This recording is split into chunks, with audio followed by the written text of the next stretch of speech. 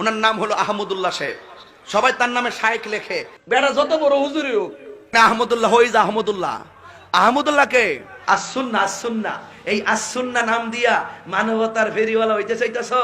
এই আহমদুল্লাহ হলো পাবলিককে ধোঁকা দিয়ে বোকা বানায়। আহমদুল্লাহর গনার টাইম আমরা আছে। আমাকে অনেক সময় অনেকে অনেক বাজে কথা বলেন, কটু কথা বলেন, হজম করে চলে যায় যে আমার ভাই হয়তো ভুল করেছেন। আমি আবার তাকে পাল্টা বলতে গেলে অসুন্দর হবে, মানুষ ইসলাম সম্পর্কে ভুল ধারণা নেবে। আমি সবর করার চেষ্টা করি। আল্লাহ আমাদের সব ভাইকে সেরকম হওয়ার তৌফিক দান করুন। বিড়ালের গলায় ঘন্টা বাজানো, এটা তো আসলে যার তার কাজ না। ডক্টর আব্দুল্লাহ জাহাঙ্গীর রহমতুল্লাহ একটা কথা বলতেন। ইসলাম বিশ্ববিদ্যালয় কুষ্টিয়ার প্রফেসর ছিলেন, অনেক বড় আলেম ছিলেন, আপনারা অনেকে চিনেন। স্যার একটা কথা বলতেন যে মুসলমানদের মধ্যে যে অনেকের আগুন লাগছে, এই হুজুর ওই হুজুরের বিরুদ্ধে, ওই হুজুর ওই হুজুরের বিরুদ্ধে বলে, এগুলো আমি থামাতে পারবো না, এত ক্ষমতা আমার নাই যে আমি থামাই দেব। তবে আমি একটা কাজ করতে পারি, সেটা হলো নতুন করে যেন কোনো আগুন না লাগে, আমি এই জন্য কোনো কারোর বিরুদ্ধে খোঁচাখুচি করি না। আমি আব্দুল্লাহ জাহাঙ্গীর রহমতুল্লাহ সেই বিষয়টাকে মাথায় রেখে কোরআন হাদিসের নির্দেশ দিকে তাকিয়ে আমি পারতপক্ষে আলহামদুলিল্লাহ আমি কোনো আলেমকে খোঁচাখুচি করি না। আপনারা শুনছেন কোনোদিন খোঁচাখুচি করতে? আলেমদের মধ্যে যারা মতবিরোধ করে, আরেকজনের পিছে লাগালাই করে, পাবলিকের সামনে একজন আরেকজনের বদনামিতে লিপ্ত, তারা জানে না যে তাদের পায়ের তলায় মাটি নাই। এই দেশে ইসলাম বিদ্বেষীরা ষড়যন্ত্র করে কত ভয়ঙ্কর গর্ত খুঁড়ে রেখেছে, এটা যদি তারা জানতো তাহলে এই কাদা ছড়াছড়ি বাদ দিয়া সেগুলোর বিরুদ্ধে তারা লাগতো। তারা প্রকৃত অবস্থা জানে না। যেই কোনো আলেম, যে কোনো ধার্মিক মানুষ, তিনি যদি পরস্পর দ্বন্দ্বে লিপ্ত হন, তাহলে বুঝতে হবে যে বড় বড় চ্যালেঞ্জগুলো সম্পর্কে তিনি জানেন না, সেজন্য তিনি এই ছোটখাটো বিষয়গুলো নিয়ে পড়ে আসেন। আমরা নিজেদের পিছনে লেগে আসি। শয়তান আমাদেরকে একজনের পিছনে একজনকে লাগাই দিছে। আপনারা সাধারণ মানুষ হবে, আপনাদেরকে আমি একটা অনুরোধ করতে চাই, সেটা হলো হুজুররা যদি নিজেরা লাগালাগি করে, আল্লাহর হস্তে আপনারা ওই লাগালাগি করেন না, হুজুরদেরকে আপনারা অন্তত বয়কট করবেন।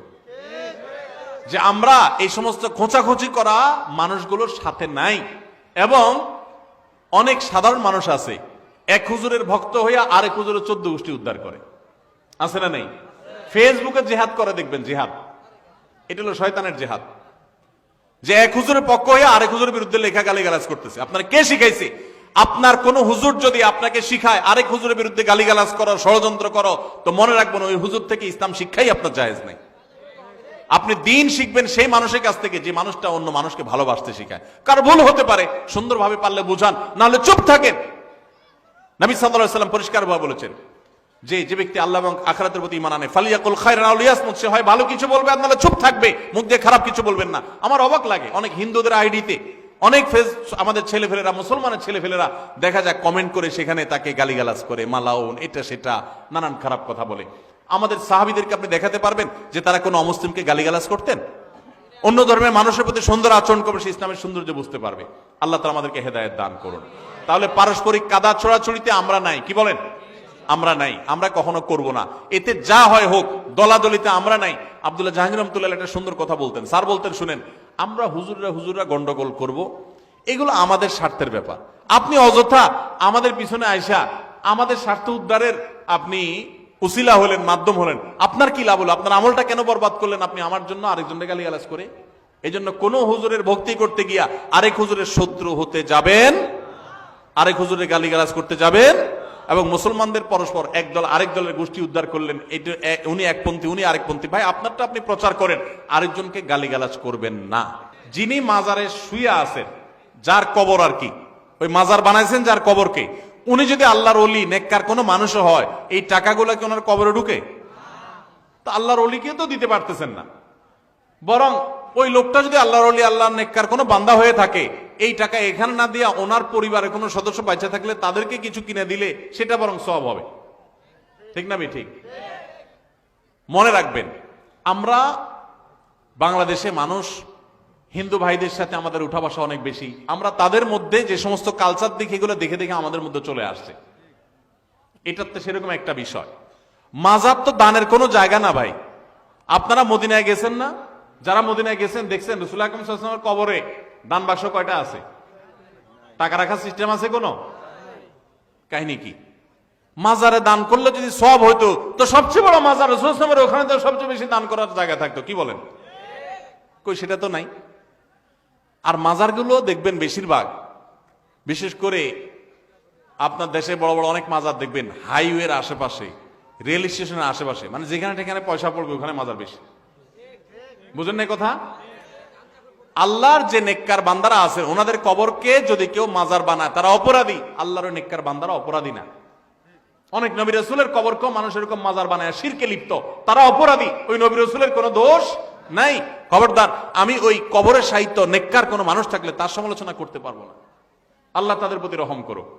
ভাইরা আমার, টাকা দিবেন গরিব দুঃখীরে, টাকা দিবেন মসজিদে, মাদ্রাসায়, হ্যাঁ ভালো কাজে। আপনি মাজারে টাকা দিচ্ছেন কেন? অনেক মাজারে টাকা দিলে ওই টাকা দিয়া গাঞ্জুটিরা গাঞ্জা কিনা খায়।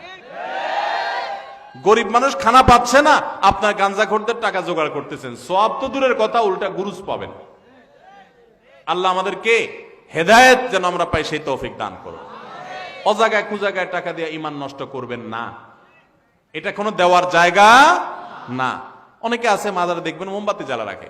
আরে ভাই, যার বাসায় কারেন্ট নাই, টাকার অভাবে মোমবাতি কিনতে পারে না, আপনি মোমবাতি কিনে দিবেন তার ঘরে, তার ঘরে মোমবাতি কিনে দিলে আপনি সওয়াব পাবেন। এখানে ফকফকা লাইটের তলে আরেকটা মোমবাতি জ্বালাই দিয়েছেন, কিয়ামতের দিনে ফেরেশতারা পিটাতে পিটাতে জিজ্ঞেস করবে, এই লাইটের নিচে আবার মোমবাতি লাগাইছস, তোর কি মাথা ডিস্টার্ব ছিল? এখানে কেন মোমবাতি লাগাইছস? ওই কবরে যদি আল্লাহর কোন নেককার বান্দা শুয়ে থাকে, এই মোমবাতির আলো কি ওনার কবরে যাবে? ওনার উপকারে আসলেও তো একটা কথা ছিল। মোমবাতি বাক্সা ভর্তি ভর্তি দেন, যাদেরকে দেন মাজারে যেগুলো থাকে ওরা আবার ওই নিয়ে ওইভাবে আবার ওই দোকানে বেঁচে ফেলায়। আবার আপনি আয়না দেয়, আরেকজনে কিনে আয়না দেয়, আবার থুয়ে আসে, এক দুইটা জ্বালায় আর বাকি কত জ্বালাইতে পারে। তো ভণ্ডদের ভণ্ডামি, প্রতারকদের ব্যবসা আর গাঞ্জটিদের গাঞ্জা খাওয়ার ব্যবস্থা করে দিলে কিয়ামতের ময়দানে আল্লাহর কাঠগড়ায় কড়ায় গন্ডায় হিসাব দিতে হবে।